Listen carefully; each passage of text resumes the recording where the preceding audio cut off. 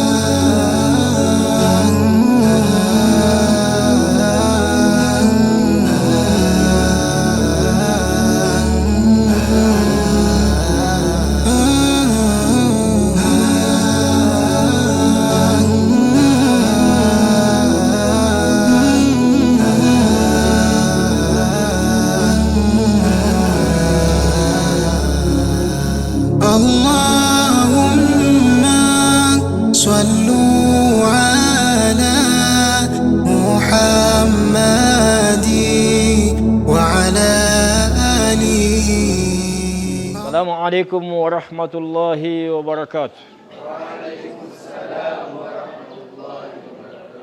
Kwa kweli ni jambo la kumshukuru Allah kuona katuwazima pumzi na kuturudishia akili ya kujielewa na kujitambua na kudiriki harakati kama hii ya leo, si kwa nguvu zetu ama kwa jitihada zetu, isipokuwa ni kwa matakwa yake Allah mwenyewe, na rehma na amani zimwendee kiongozi wetu wa umma, mtume wetu Muhammad. Kwa kweli upande wa Al-Istiqama kwetu ni furaha, kwa sababu nyumba yetu huwa mara nyingi natembelewa na wageni. Ni jambo la kumshukuru Allah. Kuna zingine nyumba ambazo zinaweza kumaliza miaka na miaka hakuna mgeni mwenye kuitembelea, na wanakuambia nyumba isiyotembelewa na mgeni, hiyo nyumba ina neema yoyote ile. Kwa kweli hatutokuwa na mengi kinyume na furaha ambazo tunazo kwa siku hii ya leo, tarehe kama hii katika mwezi huyu wa Shaabani. Ni fursa kubwa kwetu sisi wana Al-Istiqama kabisa kuipokea Al-Huda. Anakuwa ni mgeni wetu wa pili toka mwaka ulianza wa mwaka 2026. Mgeni wetu wa kwanza ilikuwa ni umoja wa makundi wa upande wa Ndahangwa, na leo alhamdulillah tunaipokea Al-Huda. Kwa kweli kwetu ni furaha. Acha tumpokee ndugu yetu Hamza Mahane, kwa sababu yeye kwa leo si mgeni bali ni mwenyeji, sababu yeye si turu ya kwanza anaitembelea nyumba hii, tayari ameshakuwa mwanafamilia. Bismillah, karibu ndugu yangu. Wallahi naomba wakati tunataka tumlete huyu ndugu yetu anataka kuingia dini, ameziona harakati zetu zenye tunafanya akafurahishwa. Nadhani umemsikia ndugu yangu BM alichokisema hapa. Siku za nyuma kuna mwingine ameingia hapa katika Uislamu dini. Harakati zinaonekana zenye tunafanya. Kwa mimi ningemuomba ndugu yangu akamlete pale taratibu, alafu tumuingize dini kwanza, maana katika mambo ambayo hayacheleweshwi ni mtu ambaye anapotaka kuingia katika Uislamu. Tumuingize katika Uislamu, aikae hapo kidogo, kisha baadaye hapa tutafute nguvu ya pamoja, tupambane kadri na hali, tutie nguvu. Alafu anapoingia mtu katika Uislamu, wallahi weka nia yako, mwambie Mungu unachokihitajia, mwambie Mungu katika shida ulizokuwa nazo, kwa sababu hapa wako malaika wanalichukua tukio hili la huyu anaingia katika Uislamu. Kuna wewe hapa sasa ndio nafasi yako, sasa unamwambia Allah, nifungulie nami katika mengi ya kheri. Leo umenisaidia, nimekuwa hapa. Sawabu ambazo tunazozipata hapa ni mamilioni ya masawabu, kwa sababu akiingia mmoja katika Uislamu, mmoja amekubali huyu hapa kuacha ngoma za kanisa, alikubali huyu hapa kukubali kusema kwamba na mimi naenda kuingia katika Uislamu. Tunataka tumsilimishe. Baada ya kumsilimisha sasa ni kuombe, wallahi wakati anatoa shahada, weka kile ambacho unachokihitajia Mungu akutatulie na wewe katika jambo lako. kwa sababu labda baada ya hapa na wewe unaweza kuona neema kwa Mwenyezi Mungu Subhanahu wa Ta'ala. Fuga bismi lahi rahmani rahimu ashhadu Allah ilaha illa Allah wa ashhadu anna Muhammada rasulu lahi ndemeye n'umutima wanje yuko atayindi Imana ikwiye gusengwa vy'ukuri kiresi Imana imwe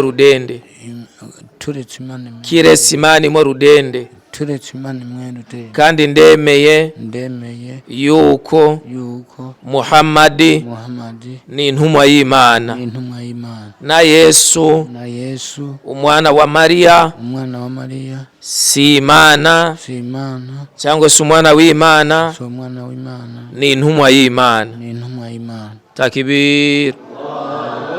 Aho rero wahejeje kwinjira idini. Izina ryawe? Shimirimana Claude. Anaitwa Claude, Shimirimana Claude. Au warusengera he? Nahora sengera Imuhanga. Ishengero itwa gute? Ishengero Katolika cyangwa oya, nahora sengera mu Fekabu. Alikuwa anaingia katika kanisa la Fekabu. Alichagua jina la Juma. Ukisoma kitabu cha Kutoka sura ya 20 mstari wake wa kwanza, hapa kwenye Biblia Mwenyezi Mungu Subhanahu wa Ta'ala alivyomtuma Musa ndo ameleta zile amri 10.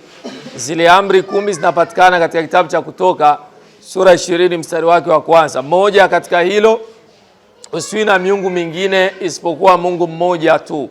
Na ndio shahada ambayo tulioitoa hapa, kumkaririsha maneno kwamba ukubali kwamba Mungu ni mmoja, hakuna mwingine. Hata Yesu alivyokuja, kitabu cha Yohana sura ya 17 mstari wake wa 3, Yesu anasema na uzima wa milele ndio huu, wakujue Mungu wa pekee wa kweli na wewe ndio uliyemtuma. Kwa hiyo hata hapa inaonyesha kwamba Yesu alitumwa na Mwenyezi Mungu Subhanahu wa Ta'ala. Ukisoma Qur'ani sura ya 3 aya yake 31, ndio Mungu anaambia hii mtume wetu Muhammad sallallahu alaihi wasallama, watu wote ikiwa kwamba tunampenda Mwenyezi Mungu Subhanahu wa Ta'ala, tumfuate mtume Muhammad sallallahu alaihi wasallam. Kwa hiyo hapa ndio shahada ambayo ndugu yetu hapa aliweza kuichukua. Kwa hiyo tunamwomba Mungu amjalie kheri na mdumishe katika Uislamu. Ajalie kusilimu kwake iwe ni sababu ya matatizo yake pengine kuwa mazito, Mungu ayafanye kuwa mepesi. Na tunamwomba Mungu katika sote tuliokuwa hapa, Mungu azilainishe nafsi zetu ziwe ni nafsi zenye imani. Lakini kama kuna wafanya biashara, Mungu abarikie biashara zao. Kama kuna wale ambao wana shida kabisa, wanaona kama hakuna mlango mwingine wa kupitia, Allah tunakuomba kupitia shahada hii iwe ni sababu ya kupata mlango na sisi kuweza kufanikiwa katika matatizo yetu. Lakini nini ninachotaka mimi kusema hapa, hizi nguvu tunazozitumia, harakati tunazozitumia, tuamini kwamba ipo siku tutaenda kukutana na Mwenyezi Mungu Subhanahu wa Ta'ala. Kwa hiyo sisi tumetoka kwake Mwenyezi Mungu Subhanahu wa Ta'ala, na kwake ndio tutakafufanya nini? Tutarejea kwake. Lakini tunakwendaje? Ndio mama yetu huyo Mkrasazi pale barabara ya 11 pale Mirambararo na kula kona pale, mama mmoja ambaye anaitwa Mama Bade, hali yake akumwa sana kiasi kwamba eti watu wakamtembelee. Angalia miujiza ya Mungu. Mungu anaweza akaleta mawaiza katika sehemu kuu mbili. Sehemu ya kwanza, huyu Mama Bade ameishi na watoto, alhamdulillah, Mungu amemruzuku, alipata watoto wawili mapacha. Watoto hawa wawili mapacha, mama anatabasamu, na hii ndio ndoto na furaha kwa kina mama wote. Kila mama anatamani apate mapasa. Kila aliyekuwa kwenye ndoa kimwombea dua, Mungu akujalieni kheri mpate mapasa, kila mtu anasema amin. Huyu mama Mungu amempatia faraja iliyokuwa kubwa sana. amezaa watoto zake mapacha, amewaona, ameishi nao, lakini Mwenyezi Mungu Subhanahu wa Ta'ala ana makadirio yake. Watoto wajavuka hata mwaka, ule mama amefariki. Mama alivyofariki ni moja katika kina mama wana dini ambao unaweza ukamwelezea katika matukio yote ya kidawa, hasa hususan pale Bukrasazi. Juhudi zaidina katika kuhamasisha sanda, juhudi tulipambana naye mwezi mtukufu wa Ramadhani, Mamgaruro, juhudi ambazo mbalimbali zote za kheri ambazo tulizozifanya. Lakini leo tunavyomzungumza ule mama tayari anaeneza siku zake huko kaburini. Wallahi tumuombe Mungu amweke nuru na baraka katika kaburi lake.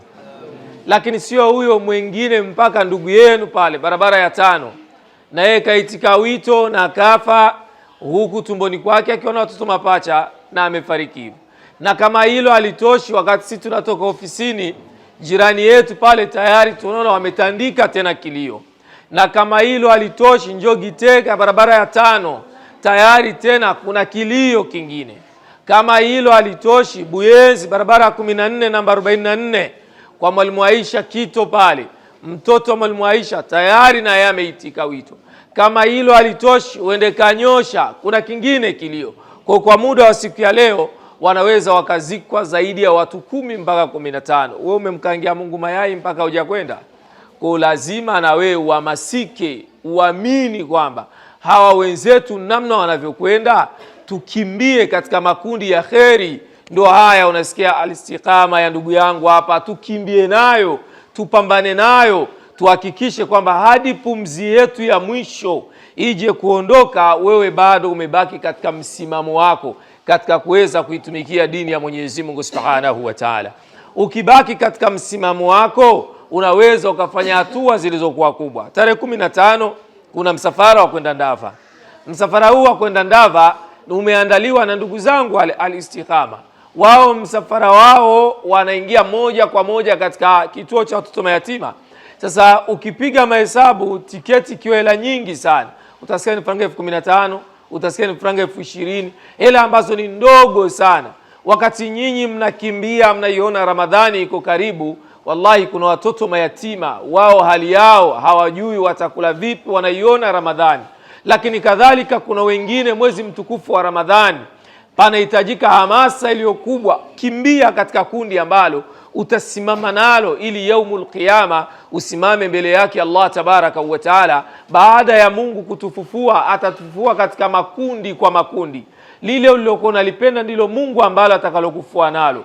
Ulikuwa unapenda kundi la kheri, utafuliwa na watu wa kheri. Ulikuwa unapenda wakina Diamond, utafuliwa na wakina Diamond. Ulikuwa unapenda wakina Zuchu, utafuliwa na wakina Zuchu na sukari huko kama kawaida.